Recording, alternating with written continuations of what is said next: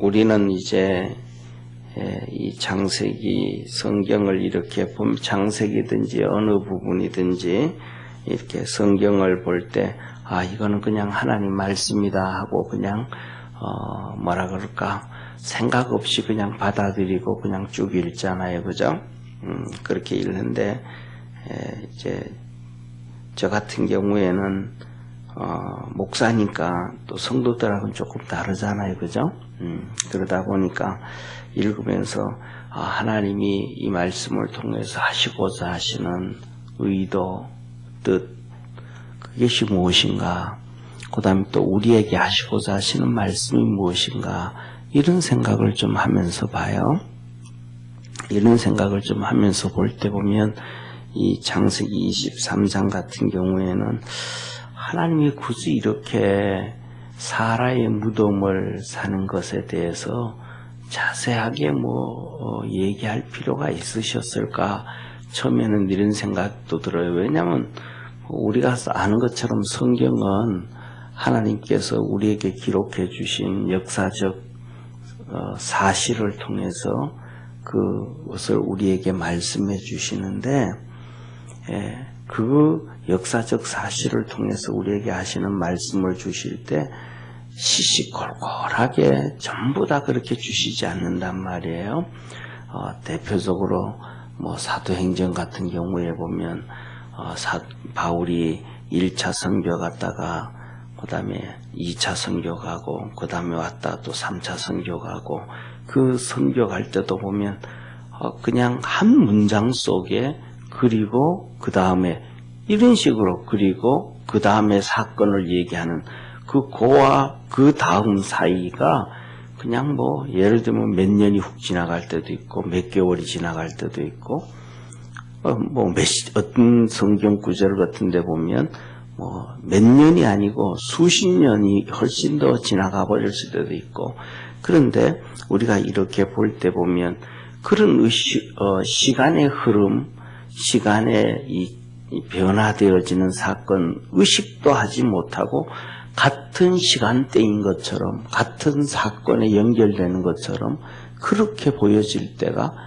보여지는 성경 구절이 너무 많다는 거예요.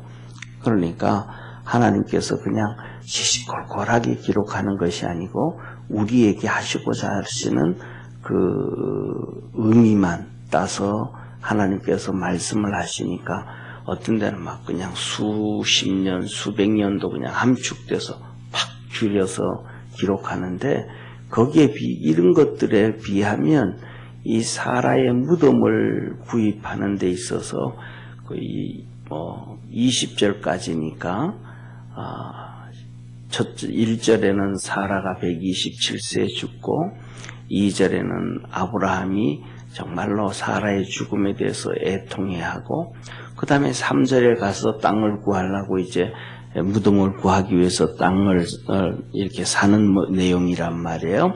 그러면 이 내용이 18절에 관련 18절 정도 되어져요. 이런 부분 같은 경우에는 우리가 잘 아는 것처럼 예를 들면 요한 3서라든지 유다서라든지 이런 성경 구절에 하면 거의 한 권과도 맞먹을 정도로 엄청난 양의 분량인데 그것을 거래하는 걸 자세하게 설명하잖아요.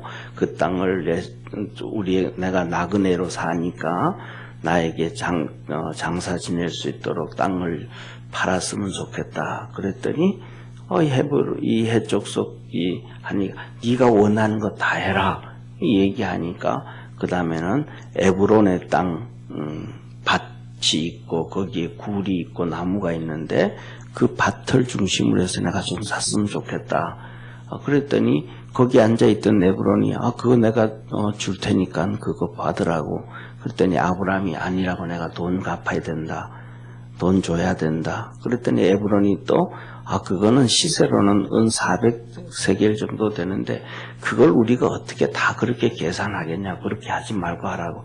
그랬더니 또 아브라함이 계산 다 해주고 또 해족속들도 그것이 쉽게 말하면 아브라함 것이라고 요새로 말하면 문서로도 계약을 해주고 대주해주고 그 다음에 거기에다가 이제 아브라함이 사라를 장사했다 이런 얘기란 말이에요.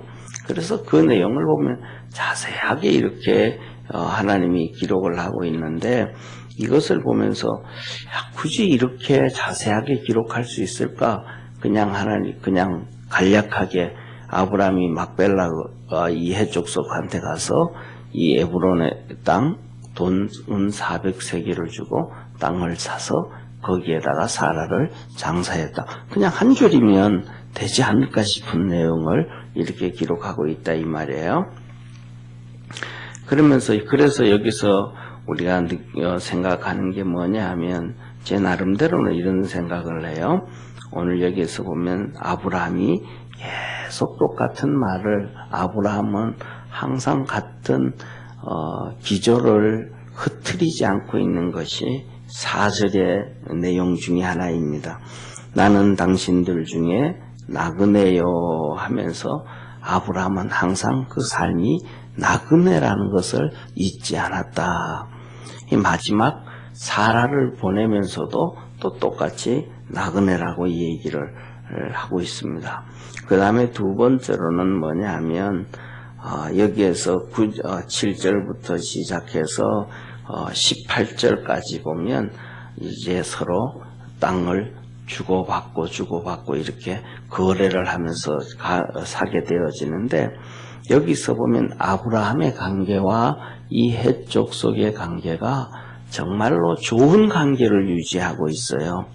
좋은 관계를 내가 사야 되겠다니까 네가 무슨 우리 땅을 사냐 이렇게 얘기하지도 않고 네가 우리 땅에서 좋은 땅 네가 원하는 땅을 취해라 그렇게 얘기하고 아브라함은 거기서 정말로 좋은 땅을 취해요. 그냥 적당히 눈치 보고 적당히 그런 땅을 아니고 가장 중요한 땅을 아브라함이 얘기하고 그 땅을 가장 중요한 땅을 이 헷족속이 아낌없이 또 주고 그 다음에 그 족속만 주는 게 아니라 그 가장 핵심적인 그 에브론이 가지고 있는 자기 땅을 가장 귀한 땅을 아브라함에게 줍니다. 왜 그렇게 하냐면 여기서 얘기하는 것처럼 밑에 보면 이렇게 19절에 보면 그 땅을 그때는 마므레라고 불렀는데 그 땅 이름을 다른 말로 하면 헤브론이라고 합니다. 이 헤브론 땅은 쉽게 말하면 이스라엘 팔레스틴 땅에서도 가장 요새고 요충지고 중요한 땅이에요. 가장 귀한 땅이고 가장 나중에 아브라함의 후손 이스라엘 백성이 한 나라를 세우고 국가를 세워도 그 헤브론 땅은 가장 욕춘지가 되고 중요한 땅이에요. 네, 그래서 나중에 우리가 잘 아는 것처럼 이 땅은 유다 자손이 갖게 되어지고 갈렙이 이곳을 나중에 와서 정탐하게 되고 갈렙이 여호수아에게 그 땅을 내게 줘라. 모세가 이 땅은 우리에게 주기로 했다. 해가지고 그 땅을 갈렙이 빼앗고 난 다음에 가나안 땅 들어올 때에 그 땅을 얻은 다음 평화를 유지했더라라고 얘기하면서 이 가나안 땅에서도 이 헤브론 땅이 가장 귀한 땅이고 요충지와 같은 아주 중요한 땅이에요. 그런데 그 땅을 아브라함이 달라 그러는 거예요.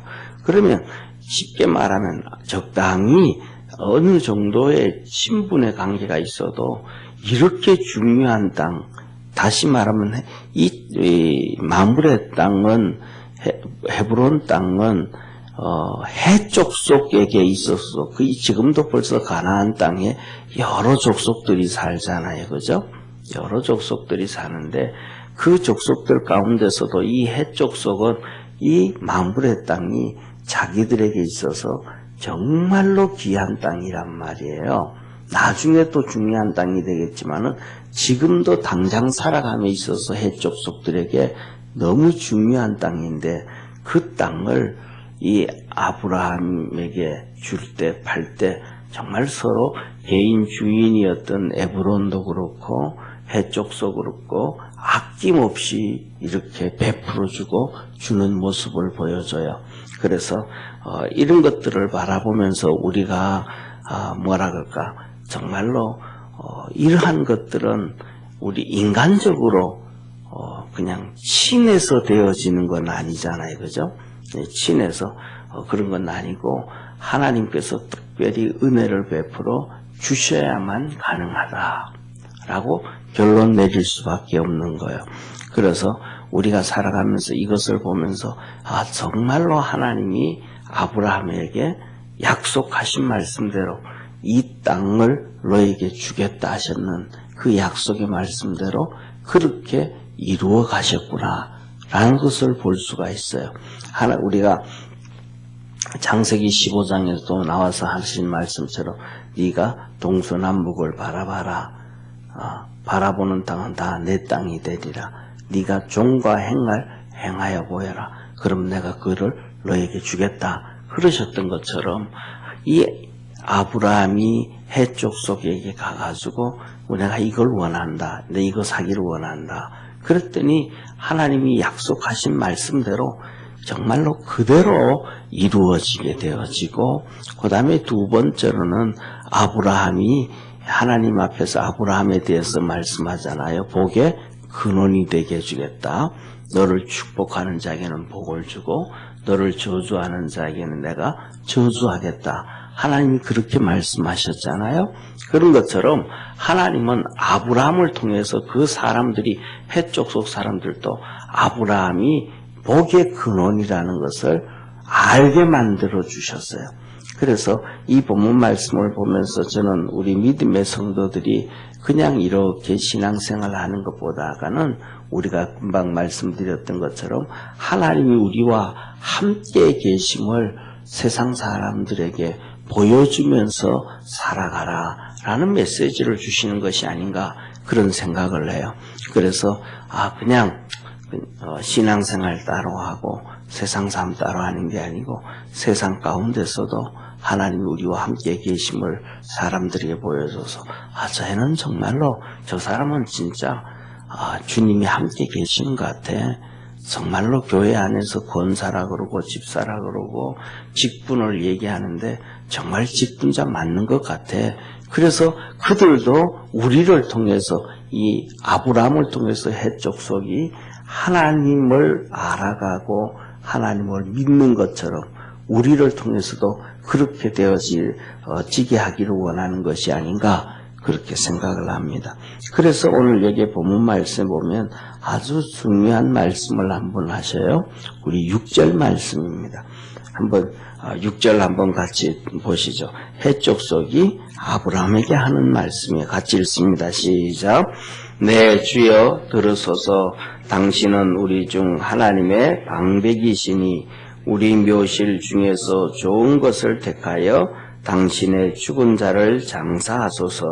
우리 중에서 자기 묘실에 당신의 죽은 자 장사함을 금할 자가 없으리이다. 아멘. 여기서 보면 해족속이 이렇게 얘기해요. 아브라함한테 네, 주여 들으소서. 아브라함을 주인이라고 얘기를 해요. 뭐 나그네인데 주인도 아닌데 주여 내 주인이라고 얘기를 하면서 당신은 우리 중 하나님의 방백이시니 라고 얘기하면서 하나님을 인정하고 또 해족속들도 우리 중 하나님의 방백이시니 라고 얘기하는 걸 볼 때 해족속들도 하나님을 상당히 많이 믿었는 것 같아요. 그런데 이들이 하나님을 믿었던 이유 중에는 한 가지밖에 없지 않는가 그런 생각이 들어요. 그게 뭐냐면 아브라함을 통해서 이들도 하나님을 믿게 됐다라는 얘기예요. 어디에서도 그런 내용은 없지만은 이 본문을 볼 때 그런 것 같아요. 그래서 아브라함을 통해서 이 해족속들이 하나님을 믿게 되어지고 아브라함과 함께 계신 하나님을 보게 됨으로 믿게 됐다. 그리고는 그들이 하는 얘기가 아브라함을 통해서 보고 하나님을 믿게 되고 하나님의 은혜를 입게 되니까 이 해족속들이 아브라함에게 주여라는 표현을 쓰지 않았는가 그런 생각을 합니다. 그래서 우리 모든 믿음의 성도들도 우리가 살아가면서 정말 하나님이 나와 함께 계신 것을 세상에 보여주고 증거할 수 있도록 그렇게 믿음 생활 좀 열심히 할 수 있는 그러한 축복의 성도가 되기를 축원합니다. 그 다음에 두 번째로는 여기에서 뭐냐면 이 막벨라 굴을 주고받고 이렇게 살 때 얘기하잖아요. 이들은 주여 하면서 얘기하잖아요. 그렇게 예를 좀 쉽게 말하면 그만큼 아브라함을 통해서 이 해족속들이 복을 받았고 또 하나님을 섬겼고 믿었고 하면 영적 은혜를 아브라함한테 받은 거잖아요. 그죠? 아브라함에게 영적 은혜를 입은 거예요. 이 영적 은혜를 입었다라고 얘기할 때 보면 성경에 나와 있는 신약 성경에 보면 또 한 명이 나옵니다. 그 한 명이 나오는데 뭐 정말로 많은 사람들이 나오지만 그 대표적인 한 명이 누구냐면 우리가 잘 알고 있는 것처럼 바울과 빌레몬이라는 사람이에요. 바울과 빌레몬. 바울과 빌레몬인데 사도 바울이 빌레몬에게 편지를 쓸 때 오네시모를 보내줘요. 이게 오네시모가 빌레몬 집에 있던 종이잖아요. 이 종이 주인 돈을 훔쳐가지고 로마로 도망을 가는 거예요. 다시 말하면 그 돈을 훔쳐서 로마로 간다라는 얘기는 돈 주고 로마 시민권을 사기 위해서 갔다 이 말이죠. 그러니까 돈을 조금 훔쳐가지고 간 게 아니고 정말로 많이 훔쳐가지고 가서 도망을 간 놈이에요. 그래서 도망을 갔는데 거기에서 뭐냐면 바울을 만나가지고 회개하고 이렇게 변화가 된 게 변화가 되졌단 말이에요. 그래가지고 이제 이 빌레몬에게 편지를 써서 오네시모를 보내요. 그러니까 이 당시에 뭐냐면 그 당시에는 종이 주인의 돈을 훔쳐서 도망을 가면 그 종은 그냥 죽는 거예요. 왜냐하면 그때 종은 주인의 재산의 일부분에 불과한 것이거든요. 그러니까 재산에 불과하기 때문에 그 종이 그것을 가지고 도망을 갔다? 그거는 그냥 그 당시 사회 문화적인 법에서도 국가법에서도 로마법에서도 그냥 죽이는 거예요. 그리고 그 다음에 그것을 용서해줬다라고 하면 집안에 있는 수많은 종들이 전부 다 그 짓 할 거 아니에요. 하다못해 더 나가서 주인을 죽이고 또 재산을 훔쳐가서 자기가 이렇게 종의 신분에서 세탁을 할 수 있고 그러니까 이런 부분들이 있기 때문에 그래요. 그런데 사도 바울이 빌레몬한테 뭐라고 얘기하냐면 오네시모를 용서해주고 지금은 내게 유익하고 하나님 앞에 유익한 사람이다.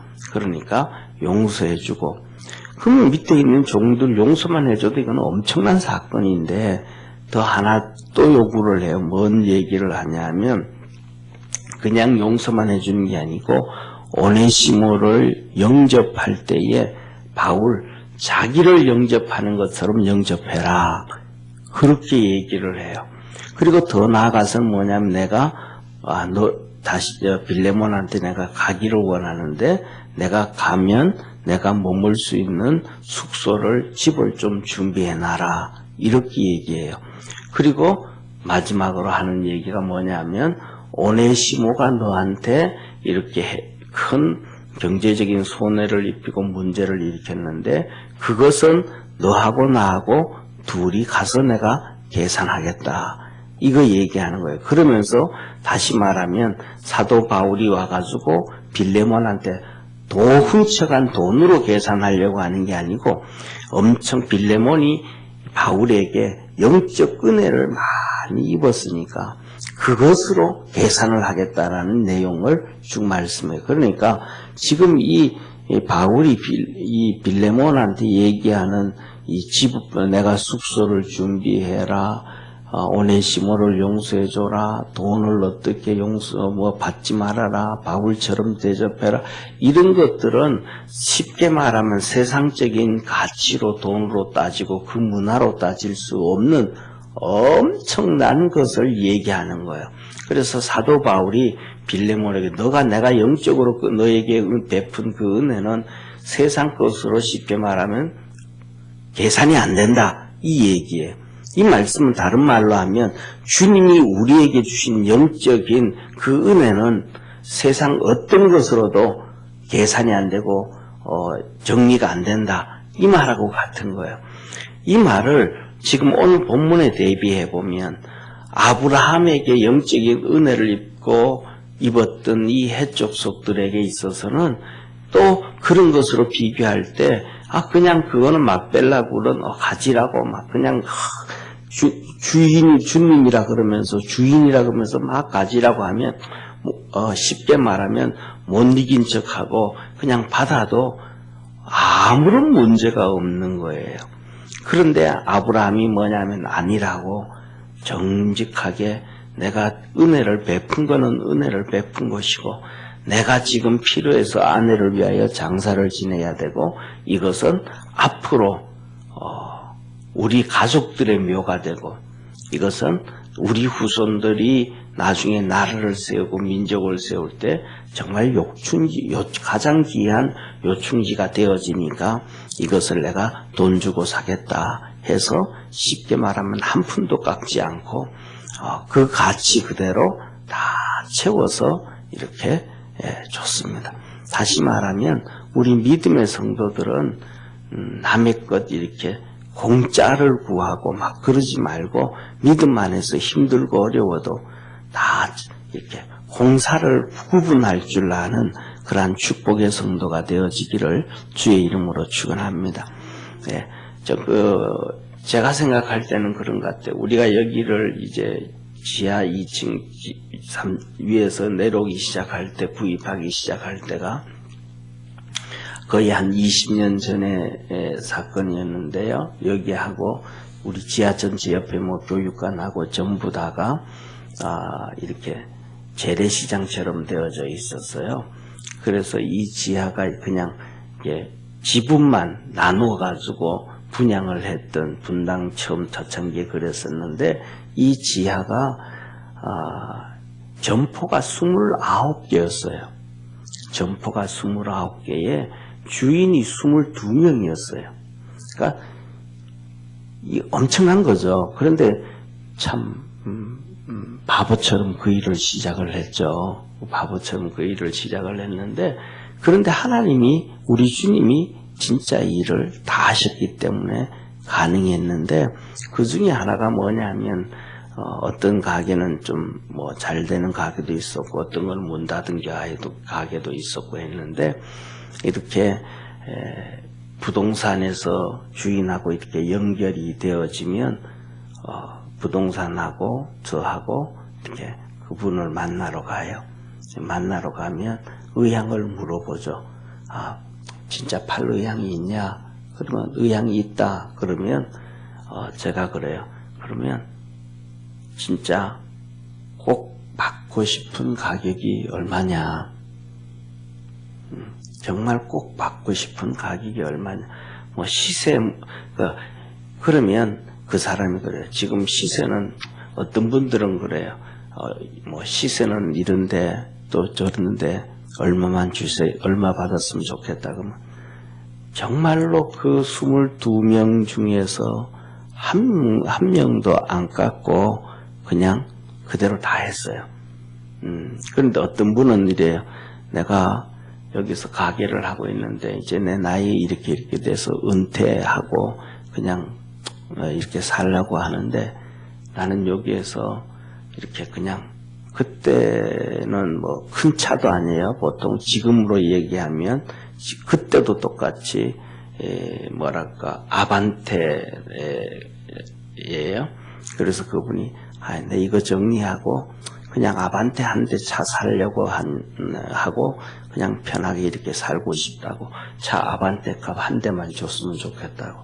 그럼 그거 차도 종류가 많잖아요, 그죠? 옵션에 넘는 종류에 따라서 얼마를 원하냐 그러면 내 얼마 원한다.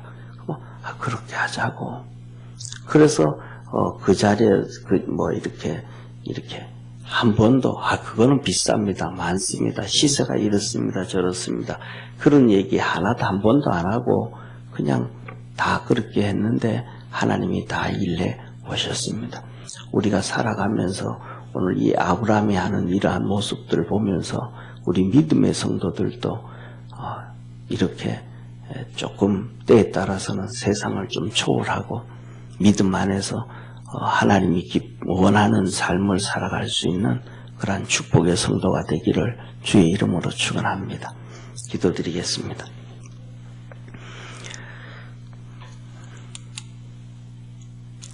전능하신 하나님 아버지, 하나님이 사라를 생각보다 많이 일찍 데려가셨습니다. 그의 향년 127세라고 했습니다.